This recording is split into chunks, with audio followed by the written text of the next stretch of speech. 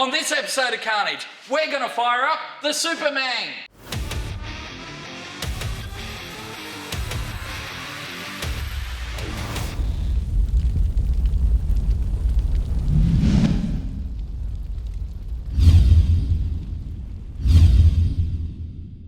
Well, it has been a while since you've seen the Supermang, and we'll blame that one on the super flu. Now, way back at the start of the year, we bought this VM Berliner for $4,000 and everyone said, you're insane, that is way too much money. But it has turned out to be a pretty smart purchase because anything used right now is through the roof. Anything with a bit of age on it, yep, the prices are up there, that's for sure. So the plan always was to rip that motor out, stick in those supercharged sticks from a VX Commodore that we bought from some guy's front yard for $500. The motor was a bit tired, so we got some goodies from Mace Engineering. You know, gave it some Cometic gaskets, rod bolts, a hot camshaft, boost upgrade, put it all back together, dropped in the car with some pacemaker headers, some Raceworks injectors, and a Haltech ECU to run the whole lot. The plan is to run it on EP85, put some boost into it, make some horsepower, and go have some fun.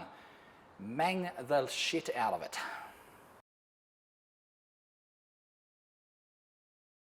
Now on the surface of it, it looks like a bolt-in swap, but there are a few traps for young players and we've had a few things pop up on our list that we didn't actually plan for. So let's have a look at it and let you know about some potential problems that you can run into if you're trying to do a similar swap. So the easiest part of this swap has been the tough mounts. You know, you bolt the tough mounts to the engine into the car, everything bolts up, clears fine, beautiful, happy days. But some of this wiring has been a bit of a nightmare. The VN has things that are different to the VX and so on and so forth.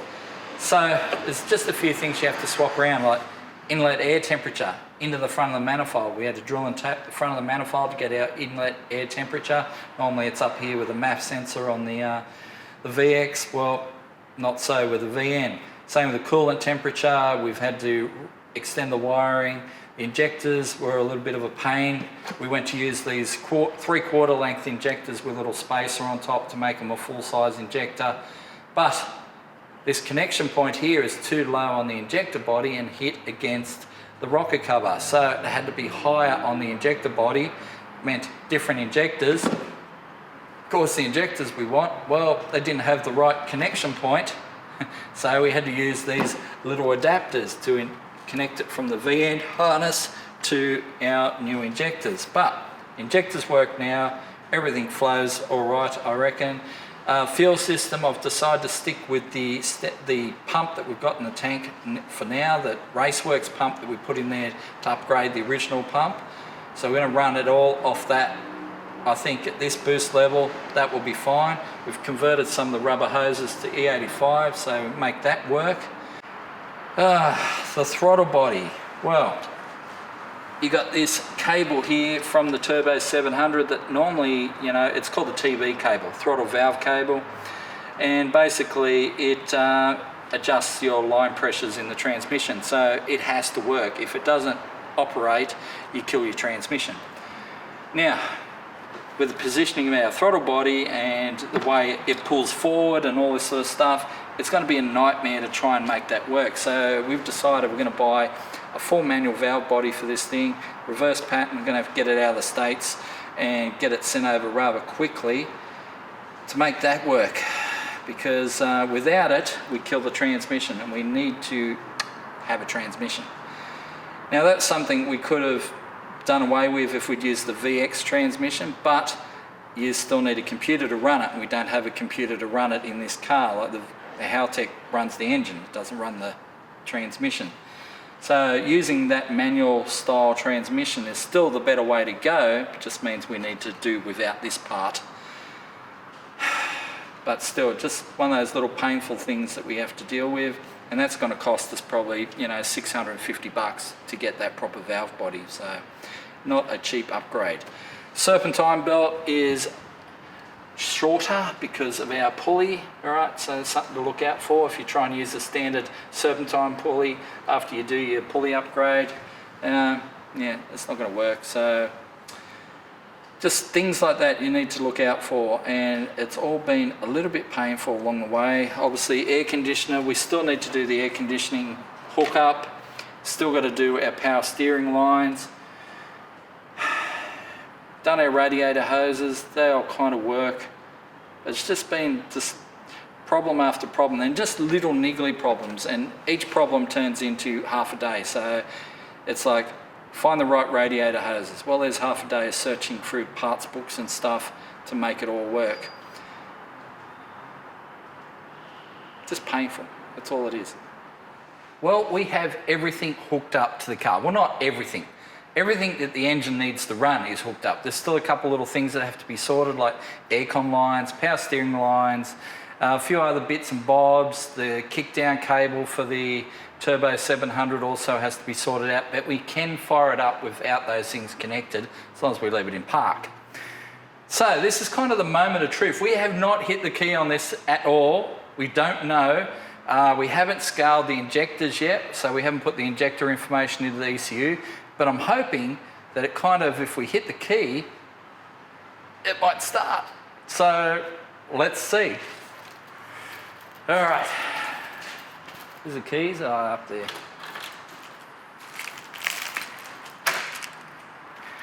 Key in ignition. Trans is in park. Hang on to your butts.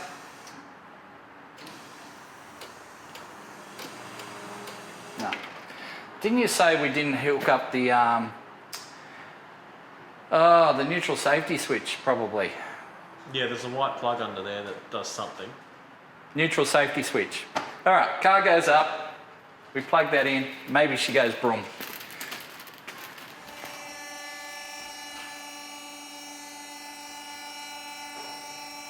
Well, let's try that again.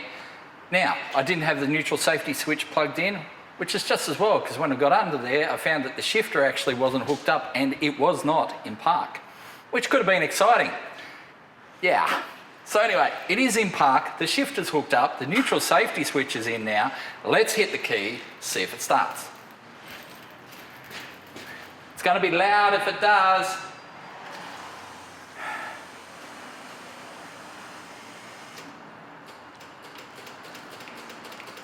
No. That's a decided no. We have a fuel pump. Yeah, we definitely have a fuel pump. It's not trying to crank though. So we've been trying to work out why this thing isn't starting. Obviously it's getting 12 volts to the starter activation. It's got 12 volts at the starter. We even pulled the starter out, tested the starter on the bench. It works fine. And then we went digging a little bit further and we found this wire.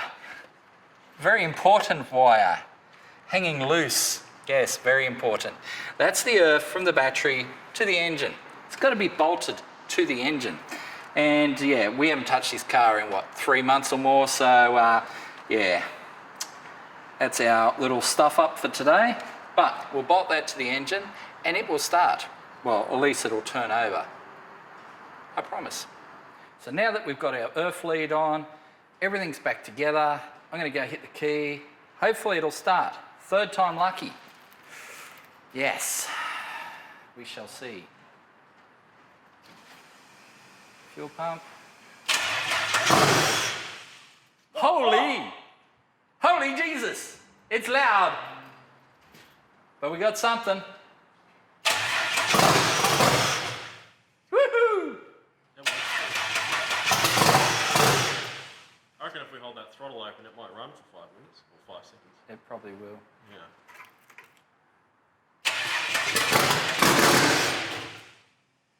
That is loud.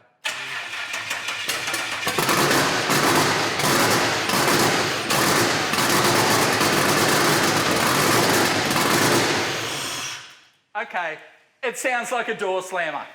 Look behind you. Woo! Alrighty. So as I said before, we haven't scaled the injectors yet. We haven't put the injector information in there for the new, bigger injectors. So it is a little bit rich, but it's also really loud. Sounds like a door slammer with no exhaust on it at all, straight out of the headers. So we've got some stuff to do. We've got a wideband controller on the way from Haltech. So we're going to put that in. that'll plug up some bungs and stuff and also help us tune this thing. Obviously it needs an exhaust system, power steering, air conditioning, all have to be hooked up. Plus we need to sort out our throttle valve cable, the TV cable for the Turbo 700. Very important. If you run without it, pretty much kill your transmission straight away. It's all right in park, no good in gears. So, we got some stuff to sort out, but it runs, it's alive, and you're going to see it all on future episodes of Carnage.